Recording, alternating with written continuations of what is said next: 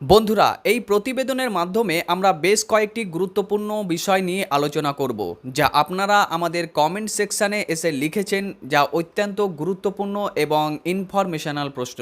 প্রথমত আপনাদেরকে জানাবো যে আপনারা যারা অনলাইন ফর্ম ফিল আপ করবেন, আপনাদের সেই ফর্ম ফিল আপ করে যে অ্যাপ্লিকেশানটি আপনারা প্রিন্ট আউট নিচ্ছেন এবং তার সঙ্গে যে হার্ড কপি মানে জেরক্স কপিগুলো আপনারা ডকুমেন্টসের, সেগুলো কোথায় জমা করতে হবে কি না। এবং দ্বিতীয়ত আপনাদের মধ্যে অনেকেই বলছেন, দাদা অনলাইন ফর্ম ফিল আপ করার সময় তো ব্যাঙ্ক অ্যাকাউন্ট নাম্বার চাইছে না, ব্যাঙ্ক অ্যাকাউন্ট দিতে হচ্ছে না, তাহলে টাকাটা ঢুকবে কোথায়, কিভাবে টাকা পাবো, ব্যাঙ্ক অ্যাকাউন্ট তো দেওয়ার কোনো অপশনই নেই। তো এই প্রশ্নগুলো আপনারা করছেন এবং তার সঙ্গে সঙ্গে আপনাদেরকে জানাবো, অনলাইনে যারা আবেদন করবেন আপনাদেরকে মাত্র 2টি ডকুমেন্টস কিন্তু আপলোড করতে হচ্ছে। এই 3টি গুরুত্বপূর্ণ বিষয় নিয়ে আলোচনা করব এই ভিডিওর মাধ্যমে, তাই ভিডিওটি একটু স্কিপ না করে শেষ পর্যন্ত দেখতে থাকুন। এবং আপনি যদি আমাদের চ্যানেলে নতুন হয়ে থাকেন তাহলে অতি অবশ্যই চ্যানেলটিকে সাবস্ক্রাইব করুন, ফেসবুক পেজ থেকে দেখলে পেজটিকে ফলো করে রাখুন। প্রথমত আপনাদেরকে জানাই যে যারা আপনারা অনলাইন আবেদন করছেন, আপনাদেরকে সোমবার থেকে অর্থাৎ 8 তারিখ থেকে যারা অনলাইন আবেদন করতে চান বা অন্নপূর্ণা যোজনাতে আবেদন করতে চান, 8 তারিখ থেকে কিন্তু আর অফলাইনে আবেদন করতে পারবেন না, এটা পরিষ্কার জানিয়ে দেওয়া হয়েছে।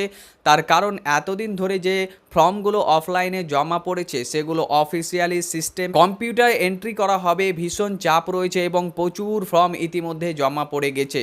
যেহেতু অনলাইন প্রসেস চালু করে দেওয়া হয়েছে খুব দ্রুততার সঙ্গে, সেই কারণে আপনারা যারা উপভোক্তা রয়েছেন, আবেদন যারা করতে চান, আপনাদেরকে কিন্তু এখন অনলাইনেই আবেদন করতে হবে, আর অফলাইনে কিন্তু আবেদন করা যাবে না। 8 তারিখ থেকে শুধুমাত্র অনলাইনেই আপনারা আবেদন করতে পারবেন। এবারে প্রশ্ন হচ্ছে, যারা আপনারা আবেদন করছেন আপনাদের কি ফর্মটা কোথাও গিয়ে আবার হার্ড কপি জমা দিয়ে আসতে হবে অনলাইন করার পরে?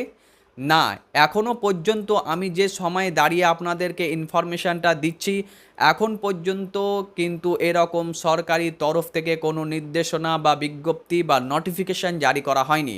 কোথাও থেকে এমন কোনো নির্দেশিকা দেওয়া নেই যে আপনাদেরকে অনলাইন করার পরে তার হার্ড কপিটা সাবমিট করতে হবে বা বিডিও অফিসে গিয়ে জমা দিয়ে আসতে হবে, এমন কোনো নির্দেশিকা কিন্তু এখন অবধি আসেনি। সেই কারণে আপনারা অনলাইন করার পরে অনলাইনে যে ফর্ম প্রিন্ট আউট হবে সেটা আপনার কাছেই সযত্নে রেখে দিবেন, যাতে করে পরবর্তীতে কোনো সমস্যায় পড়লে আপনি যেন সেই ফর্মটি দেখাতে পারেন এবং আপনার সেই সমস্যাটির সলিউশন করতে পারেন। এবং তার সঙ্গে সঙ্গে অনলাইন করার সময় যে যে ডকুমেন্টসগুলো আপনারা আপলোড করেছেন, স্ক্যান করে তার জেরক্স করে আপনারা ফর্মের সঙ্গে অ্যাটাচ করে নিজের কাছে কিন্তু সযত্নে রেখে দিবেন।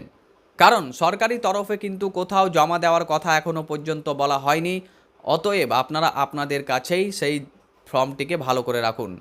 এবার দ্বিতীয় হচ্ছে, আপনারা অনেকেই বলছেন, দাদা অনলাইন করার সময় তো ব্যাঙ্ক অ্যাকাউন্ট চাইছে না, কারোর কাছেই চাইছে না, হেড অফ দ্য ফ্যামিলিরও চাইছে না, বা কোনো মেম্বার যারাকে আমি অ্যাড করছি বা যাদের ইনফরমেশান দিচ্ছি তাদেরও তো চাইছে না, তাহলে টাকাটা আমাদের অ্যাকাউন্টে কিভাবে ঢুকবে বা কিভাবে দিবে? এখানে আপনাদেরকে বলে রাখি যে আপনাদেরকে এই অন্নপূর্ণা ভাণ্ডারের জন্য ডিবিটি লিঙ্ক করতে বলা হয়েছিল, নিশ্চয় আপনাদের মনে থাকবে। আর ডিবিটি লিঙ্ক করার অর্থ হচ্ছে ডাইরেক্ট বেনিফিট ট্রান্সফার, অর্থাৎ আপনার অ্যাকাউন্টে কিন্তু ডাইরেক্ট টাকা ঢুকে যাবে। অতএব যে বেনিফিট আপনাদেরকে সরকার দেবে সেটা আধার লিঙ্কের মাধ্যমে কিন্তু দেওয়া হবে। আপনারা তো আধার কার্ড নাম্বার এন্টার করেছেন, আধারের স্ক্যান কপিটাও দিয়েছেন, আধার নম্বর ধরে ধরে আপনাদের যে ব্যাংকের সঙ্গে লিঙ্ক থাকবে, ডিবিটি থাকবে, আধার সিডিং থাকবে, সেই ব্যাংক অ্যাকাউন্টে সরাসরি কিন্তু আপনাদের টাকাটি ঢুকে যাবে। সেই কারণে ব্যাংক অ্যাকাউন্টের নাম্বার কিন্তু প্রয়োজন হচ্ছে না, না কোনো আইএফএসসি কোড প্রয়োজন হচ্ছে না, ব্যাংকের নাম প্রয়োজন হচ্ছে।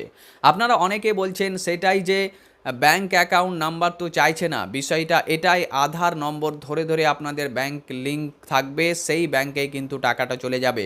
হোক সেটা পাঞ্জাব ন্যাশনাল ব্যাংক, হোক সেটা স্টেট ব্যাংক, আপনার যেই ব্যাংকের সাথে আপনার আধার কার্ডের লিঙ্ক আছে সেই ব্যাংকেই কিন্তু ঢুকে যাবে। এই কারণে ডিবিটি লিঙ্কটা করতে বলা হয়েছিল। নিশ্চয়ই আপনারা এখন কিন্তু এই কথাটি পরিষ্কার বা ক্লিয়ার হয়েছেন। এবারে আমি যেটা বলবো, অনলাইন আবেদন করতে গেলে হেড অফ দ্য ফ্যামিলি সহ যতজন ফ্যামিলি মেম্বারের তথ্য আপনি এন্টার করবেন, প্রত্যেকের আধার কার্ডের স্ক্যান কপি, অরিজিনাল স্ক্যান এবং ছবি তুলে আপনাদেরকে আপলোড করতে হবে 50 থেকে 200 কেবির মধ্যে। শুধুমাত্র দুটি ডকুমেন্টস আপনাদেরকে আপলোড করতে হচ্ছে, আধার এবং ভোটার কার্ডের আইডেন্টিটি। এই দুটি ডকুমেন্টস আপনাদেরকে আপলোড করতে হচ্ছে এবং এই দুটি ডকুমেন্টস আপলোড করলেই আপনাদের কিন্তু কাজ হয়ে যাচ্ছে। বাকি তথ্যগুলো আপনারা শুধু এন্টার করছেন এবং অপশন থেকে সিলেকশন করে নিচ্ছেন। অতএব অফলাইনে যেমন আপনারা গাদা গাদা তথ্য দিয়েছেন, এখন অনলাইনের ক্ষেত্রে কিন্তু তা নয়। শুধুমাত্র দুটি ডকুমেন্টস আপনারা আপলোড করবেন, আধার কার্ড এবং ভোটার কার্ডের আইডেন্টিটি, তাহলেই কিন্তু আপনাদের কাজটি হয়ে যাচ্ছে। প্রত্যেক মেম্বারের আপলোড করতে হবে আধার কার্ড এবং ভোটার কার্ড। অতএব এই ভিডিওর মাধ্যমে এই তিনটি গুরুত্বপূর্ণ বিষয় আমরা আপনাদেরকে জানালাম, যেগুলো খুবই ইনফরমেশনাল ছিল এবং আপনারা অনেকেই আমাদেরকে কিন্তু বারবার কোশ্চেন করছিলেন এই ব্যাপারে, তাই আজকের এই ভিডিওটা বানা। তো এই ভিডিওটি আপনাদের যদি ইনফরমেশনাল মনে হয় তাহলে ভিডিওটিতে অবশ্যই একটি লাইক করুন এবং এরকম আরও ইনফরমেটিভ ভিডিওগুলো পাওয়ার জন্য চ্যানেলটিকে সাবস্ক্রাইব করুন এবং আপনি যদি ফেসবুক পেজ থেকে দেখে থাকেন তাহলে পেজটিকে ফলো করে রাখুন এরকম ইনফরমেটিভ ভিডিওগুলো পাওয়ার জন্য।